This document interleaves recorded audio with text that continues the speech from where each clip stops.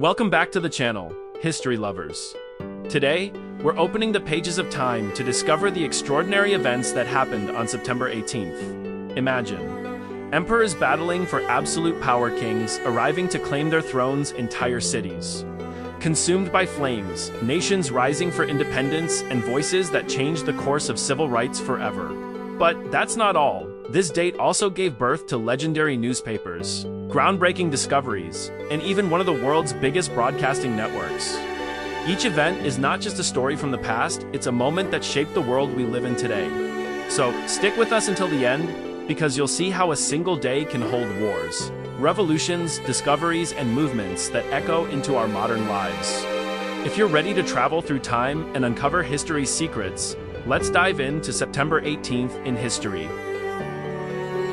Let's begin our journey on September 18th in the year 324, when the fate of the Roman Empire was decided on the battlefield. The place was Chrysopolis, a strategic city near modern-day Istanbul. Two mighty rulers stood against each other, Constantine the Great and Licinius. Both had shared power for years, ruling different parts of the empire, but the fragile peace between them had shattered. What followed was not just another Roman civil war, it was a struggle that would determine the future of the entire empire. Licinius commanded an army of over 150,000 men, reinforced with Gothic allies. Constantine, however, had something far more dangerous: brilliant strategy and the loyalty of hardened legions. He had already proven himself at the famous Battle of the Milvian Bridge years earlier, where he claimed victory under the banner of the Christian cross.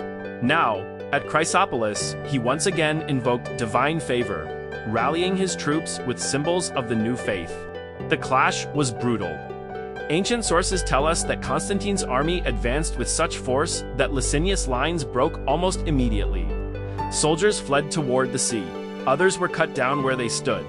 By the end of the day, tens of thousands lay dead, and Licinius himself was forced to surrender. Why is this battle so important? Because with Licinius defeated, Constantine became the sole ruler of the Roman Empire. For the first time in decades, the empire was united under one emperor. More importantly, Constantine's victory paved the way for the rise of Christianity. Soon after, he would found the city of Constantinople, which became the beating heart of the Byzantine Empire for over 1,000 years. So, the Battle of Chrysopolis wasn't just a fight between two emperors, it was a turning point in world history. It marked the end of the old, divided Rome and the beginning of a new empire built on faith, power, and Constantine's vision. And it all happened on September 18th, 324. Fast forward nearly 14 centuries to September 18th, 1714, a day that changed the destiny of the British monarchy. On this date, George I of Hanover arrived in England to assume the throne, beginning a brand new royal dynasty that still shapes Britain today. But how did a German prince, who spoke almost no English, suddenly become king of Great Britain? To understand this, we have to go back to the political chaos of the early 18th century. Queen Anne, the last monarch of the House of Stuart, had just died. She left no surviving heirs, and the fear of a Catholic king returning to the throne loomed large. Parliament, determined to keep Britain Protestant, passed the Act of Settlement of 1701, which ensured that only Protestants could inherit the crown. This decision placed the throne in the hands of the German House of Hanover, a family with distant blood ties to the Stuarts. And so, on September 18th, George I landed in England, greeted not with cheers of joy, but with skepticism, suspicion, and even resentment. Many Britons wondered, how could a man who barely understood their language possibly rule their nation? Yet, George I's reign would quietly transform the monarchy itself. Because of his struggles with the English language and his preference for staying out of parliamentary affairs, real political power shifted more and more into the hands of ministers. This gradual change gave rise to the role of the Prime Minister, and the British monarchy began its slow evolution into the constitutional monarchy we know today. So, while George I himself may not have been a beloved king, his arrival on September 18, 1714, marked the beginning of the Hanoverian dynasty, a line that eventually gave Britain monarchs such as Queen Victoria, and even today's royal family traces its roots back to him. A single ship's landing on English shores reshaped the monarchy, politics, and identity of a nation, and it all began on this very day. September 18th, 1759, on this day, the fate of an entire continent shifted. In the midst of the French and Indian War, also known as the 7 Years' War, the city of Quebec formally surrendered to the British after the signing of the Articles of Capitulation. To understand the magnitude of this event, let's step back into the war itself. The 7 Years' War was not just a European conflict, it was a global struggle for empire. Britain and France were battling for dominance not only in Europe but across Asia, Africa, and, most fiercely, in North America. Just days earlier, the British, led by General James Wolfe, had achieved a stunning victory over the French forces under General Louis-Joseph de Montcalm in the Battle of the Plains of Abraham. It was a short but brutal battle fought outside the walls of Quebec City. Both Generals Wolfe and Montcalm were mortally wounded, turning them into tragic heroes on opposite sides. With their leader gone and their defenses shattered, the French defenders had little choice. On September 18th, they signed the Articles of Capitulation, surrendering the city of Quebec to the British. Why was this so important? Because the fall of Quebec marked the beginning of the end of French power in North America. From that point on, Britain would dominate the continent, reshaping its culture, politics, and even language. The seeds of modern Canada were planted in that moment. Its dual French and English heritage still felt today. But the surrender was not just a political act. It was also a deeply human one. Thousands of French settlers now faced an uncertain future under British rule. Would their language, their faith, and their way of life survive? The answers to those questions would echo for centuries. So, when we look back on September 18, 1759, we see more than a military surrender. We see a turning point in the history of North America, a day when one city's fall reshaped the destiny of an entire continent. September 18, 1810, this date is etched in the hearts of Chileans as the birth of their independence movement. On this day, the people of Chile formed their first government, junta, a bold step that would eventually lead to freedom from Spanish rule. But why 1810? What pushed Chile to rise up? To understand, we need to look at the world stage. Spain itself was in chaos. Napoleon Bonaparte's armies had invaded. The Spanish king had been overthrown, and legitimacy was in question. Across Latin America, colonies saw this weakness as an opportunity to take control of their own destinies. In Santiago, leading citizens gathered in an open cabildo, a kind of town meeting, and decided that Chile should not remain passive. They didn't immediately declare full independence. Instead, they created a government junta to rule in the name of the deposed Spanish king. But make no mistake, this was the first spark of revolution. The junta set in motion a chain of events that couldn't be undone. Within just a few years, cries for full independence grew louder. Leaders like Bernardo O'Higgins would rise to guide Chile through battles, victories, and sacrifices on the road to nationhood. Today, September 18th is celebrated as Chile's national day, Fiestas Patrias. It's not just a holiday, it's a reminder of the courage it took to imagine a future free from colonial rule. Families gather, parades march through the streets, and the Chilean flag flies proudly as people remember that first bold step toward freedom. So when we think about September 18th, 1810, we see more than just a political meeting. We see people daring to dream of independence, a moment when history shifted and a new nation began to take shape. September 18th, 1812. The day the flames of Moscow told the world that not every victory on the battlefield guarantees triumph. After Napoleon's Grande Army marched into Moscow, expecting to find supplies, shelter, and surrender, they instead found a city engulfed in flames. Let's rewind for a moment. Earlier that month, Napoleon defeated the Russian forces at the Battle of Borodino, a brutal clash that left tens of thousands dead. With Moscow nearly undefended, the French army entered the city on September 14th. To Napoleon, this was supposed to be his greatest prize, the Jewel of Russia, a symbol of his conquest. But instead of submission, Moscow answered with fire. For days, flames consumed the city. By September 18th, the fires had largely burned out, but the devastation was immense. More than 3/4 of Moscow lay in ashes. Churches, homes, markets, gone. What remained was a ghost city. And here's the twist. The Russians themselves were accused of starting these fires. Many historians believe that Governor General Rostopchin ordered buildings to be torched to deny Napoleon's army the shelter and supplies they desperately needed. For the French soldiers, it was a nightmare. Instead of resting in a conquered capital, they were stranded in ruins, with dwindling food, no winter quarters, and the harsh Russian winter fast approaching. Napoleon's grand plan began to collapse, not through battles, but through the cold and hunger brought on by scorched earth tactics. The fire of Moscow became a turning point. It showed the world that resistance doesn't always mean open battle. It can mean sacrifice, destruction, and survival at all costs. For Russia, the fire became a symbol of defiance. For Napoleon, it marked the beginning of the end of his campaign in Russia. Even today, when historians talk about the downfall of Napoleon, they often point back to this moment, the burning of Moscow, because sometimes fire can defeat even the mightiest of armies.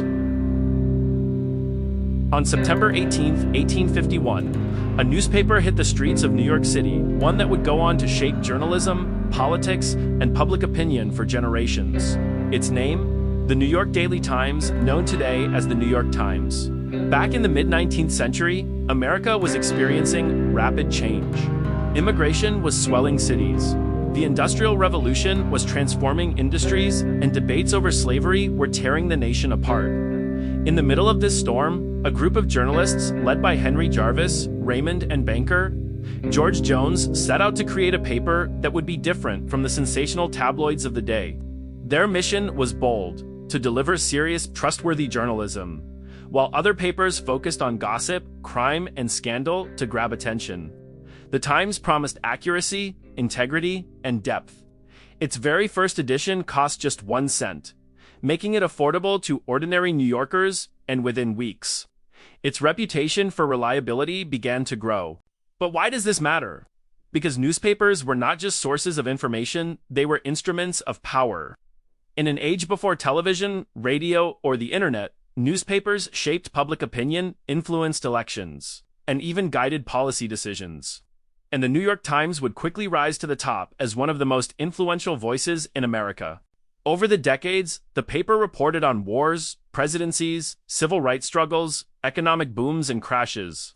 It gave us the famous phrase, "all the news that's fit to print," and became a global standard for serious journalism. And it all started with that very first issue, published on September 18, 1851. Looking back, it's incredible to think that a small newspaper launched in a crowded media market would grow into one of the most powerful journalistic institutions in the world. Today, it has won more Pulitzer Prizes than any other paper and remains a symbol of both the promise and the challenges of free press. So, September 18th doesn't just remind us of a newspaper, it reminds us of the vital role journalism plays in holding power accountable, and keeping the public informed. On September 18, 1895, a pivotal moment in American history unfolded in Atlanta, Georgia. Booker T. Washington, a former slave turned influential educator and leader, delivered what would become one of the most debated speeches in the history of civil rights, the Atlanta Compromise. Imagine the South in 1895, decades after the Civil War. Reconstruction had ended and segregation laws were firmly in place. African Americans faced systemic discrimination, disenfranchisement, and widespread violence. In this challenging environment, Washington took the stage at the Cotton States and International Exposition, addressing both white and black audiences. In his speech, Washington proposed a pragmatic approach to racial progress. He suggested that African Americans should focus on vocational education, economic self-improvement, and practical skills as a path to respect and stability. In exchange, he implied white Americans would support black progress without immediate political or social equality. This was controversial. Some praised Washington for his cautious, realistic approach, believing it would protect African Americans from backlash while building economic power. Others, including W.E.B. Du Bois, criticized him, arguing that it accepted second-class citizenship and delayed the fight for full civil rights. Yet, the speech was historic for several reasons. It marked a turning point in national conversations about race, leadership, and the strategies for social change. Washington's ideas influenced education programs, black entrepreneurship, and policy discussions for decades. His message resonated far beyond Atlanta. shaping the vision of many African Americans who sought a way to navigate an oppressive society. The Atlanta Compromise reminds us of the complex balancing act leaders often face: how to advance their people's cause while working within restrictive systems. Washington's legacy is a testament to resilience, strategic thinking, and the power of education as a tool for empowerment. September 18, 1895, is more than just a date, it is a reminder of the ongoing struggle for equality, the courage of those who speak in challenging times, and the debates that continue to shape how we pursue justice today. September 18, 1927, marked a turning point in global communication and media history. On this day, CBS, or the Columbia Broadcasting System, officially began broadcasting in the United States, forever transforming how information and entertainment reached the public. Picture America in the 1920s, a time of roaring jazz, economic growth, and technological innovation. Radio had already begun to change everyday life, but CBS took it to a new level, creating a network that could link cities across the nation. For the first time, families could hear news, music, dramas, and live events in real time from a single source, forging a shared cultural experience that transcended local communities. CBS wasn't just about entertainment, it became a platform for shaping public opinion, sharing critical news events, and even influencing politics. From presidential speeches to the latest innovations, CBS connected millions of listeners, fostering a sense of national identity and awareness. Think about the impact. In an era before television and the internet, a single broadcast could unite the country, spread ideas, and create conversations across towns and cities. CBS laid the groundwork for modern media, demonstrating the immense power of mass communication. Over the decades, CBS would become synonymous with iconic shows, groundbreaking journalism, and historical broadcasts that captured defining moments from World War II coverage to presidential elections. All of this traces back to that seminal day in 1927, when radio waves began to carry voices into every home, shaping both culture and society in profound ways. September 18, 1927, is a testament to innovation, connectivity, and the way technology can redefine human experience. The network's beginnings remind us that communication is not just about information, it's about connection, influence, and the shared stories that unite us all. September 18, 1931, marks a critical and dark moment in East Asian history, the Mukden Incident. On this day, the Japanese army used a staged explosion on the South Manchuria Railway near Mukden modern-day Shenyang as a pretext to launch a full-scale invasion of Manchuria, a resource-rich region in northeastern China. Imagine the tension in the air.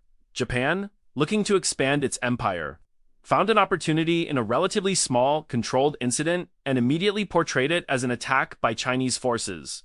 This was the start of Japan's aggressive imperial ambitions in Asia, setting the stage for the wider conflicts that would later escalate into the Second Sino-Japanese War and eventually World War II. For China, the invasion was a shock. The Japanese military swiftly occupied key cities, consolidating power in the region while facing little initial resistance due to political disorganization. Within the Chinese government, the occupation led to the establishment of the puppet state of Manchukuo, with the last Qing emperor Pyu installed as its figurehead. This move not only violated Chinese sovereignty, but also challenged the authority of the League of Nations, highlighting the limitations of international law at the time. The Mukden incident also sent ripples across the world. International media covered the event, exposing Japan's imperial tactics and creating tensions in diplomatic relations. It became a critical example of how nations could manipulate incidents to justify military aggression lessons that echo in global politics even today. This single day in history, September 18, 1931, reminds us how a carefully staged event can trigger a chain reaction, reshaping regions, governments, and lives. The Mukden incident serves as a stark reminder of the fragility of peace and the consequences of unchecked militarism. September 18, 1934, marked a major diplomatic milestone. The Soviet Union officially joined the League of Nations. This was not just a formality, it was a strategic move that had deep implications for global politics during the interwar period.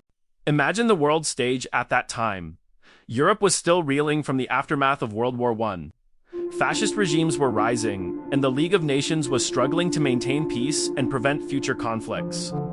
For the Soviet Union, joining the League offered a way to gain international legitimacy, secure alliances, and counterbalance the growing influence of Nazi Germany and Imperial Japan. The decision was controversial. Many Western powers were suspicious of Soviet intentions, given the ideological divide between communism and capitalism. Yet, from Moscow's perspective, participation in the League provided diplomatic recognition and a platform to influence international policies. The Soviets pushed for collective security agreements, hoping to create a united front against potential aggressors. However, the League was limited in its enforcement capabilities, and the Soviet experience highlighted these weaknesses.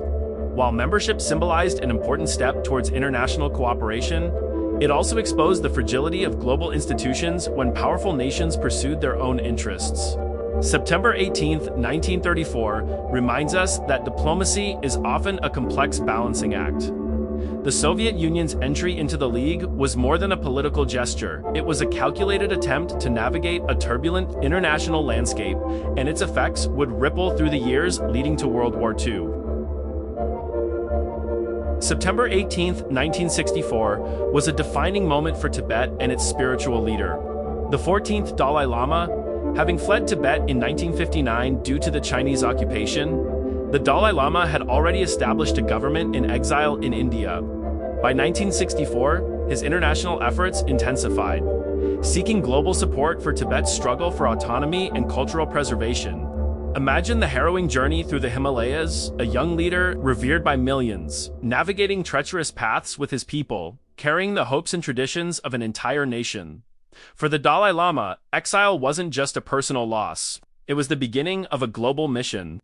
From India, he began addressing international forums, advocating for nonviolence, human rights, and religious freedom. His work resonated worldwide, inspiring movements for peaceful resistance and cultural preservation.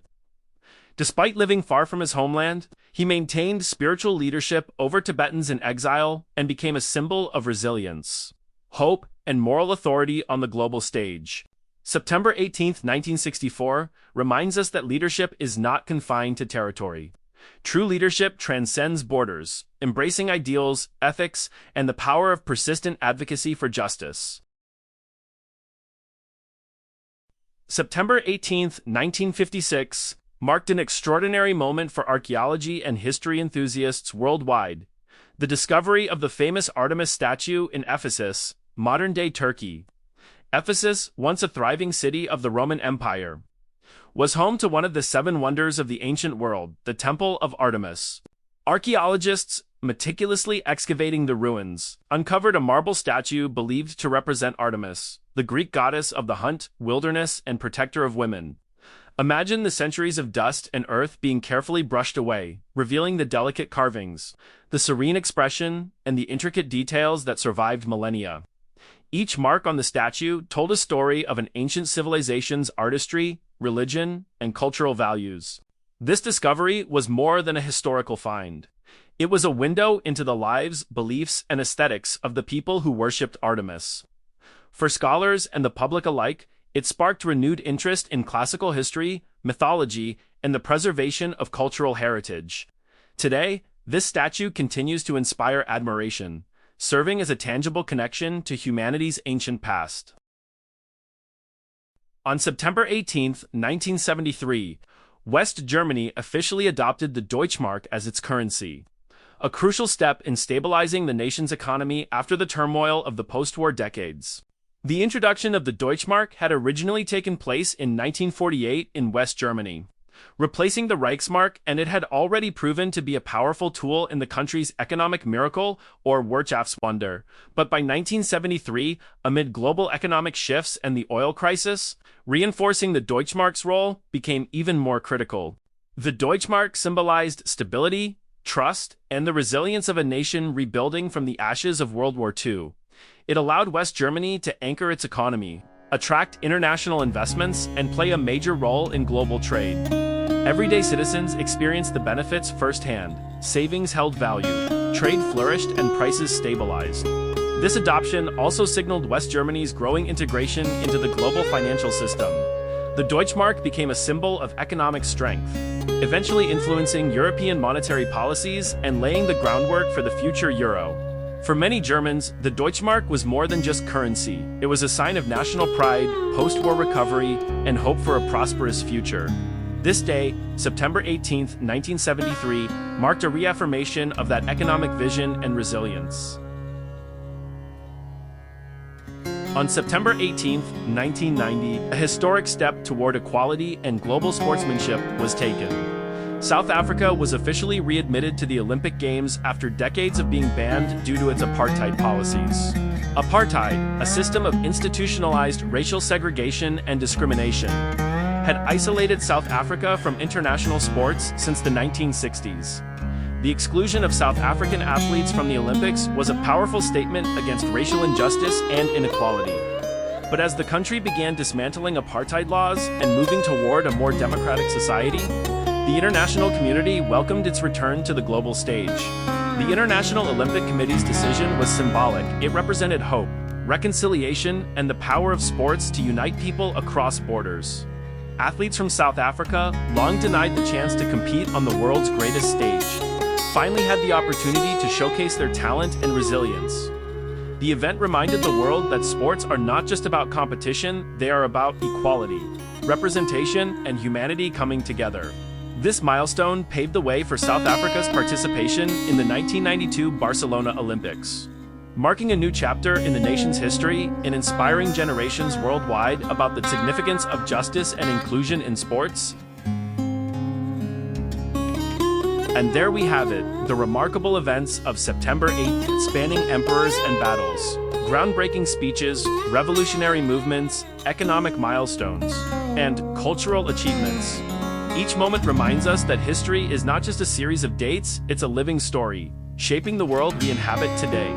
From Constantine's triumph at Chrysopolis to the Dalai Lama's courageous journey into exile, from the launch of the New York Times to West Germany adopting the Deutsche Mark, every event tells us something about resilience, vision, and change.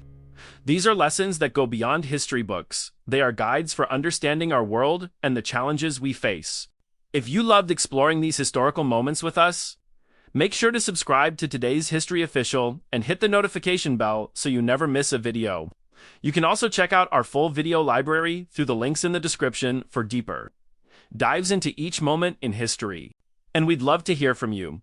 Which September 18th event surprised you the most? Was it the rise of global media, a revolutionary movement, or an economic milestone like the Deutsche Mark? Drop your thoughts in the comments below. Your insights inspire conversations and help keep history alive. Remember, history is alive, and every day a new story is being written. By exploring the past, we gain perspective on today and the tools to shape a better tomorrow. Thank you for watching. Stay curious, keep learning, and keep listening to history. We'll see you in the next video.